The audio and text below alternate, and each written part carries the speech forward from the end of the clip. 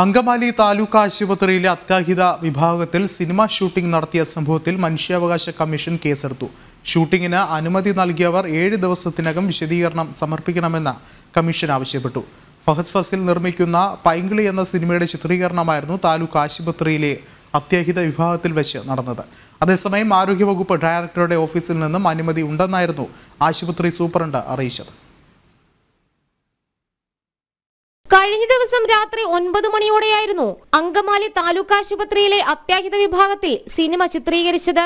ചികിത്സയ്ക്കായി എത്തിയ രോഗികളെ ബുദ്ധിമുട്ടിച്ചുകൊണ്ടായിരുന്നു സിനിമ ഷൂട്ടിംഗ്. രോഗികളെ ചികിത്സിക്കുമ്പോഴും സമീപത്ത് സിനിമാ ചിത്രീകരണം നടക്കുന്നുണ്ടായിരുന്നു. ഫഹദ് ഫാസിൽ നിർമ്മിക്കുന്ന പൈങ്കിളി എന്ന സിനിമയുടേതായിരുന്നു ചിത്രീകരണം.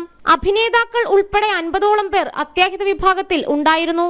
ഗുരുതരാവസ്ഥയിലായ രോഗിയുമായി എത്തിയ ആൾക്ക് അത്യാഹിത വിഭാഗത്തിലേക്ക് പ്രവേശിക്കാൻ കഴിഞ്ഞില്ലെന്നും പരാതി ഉയർന്നു.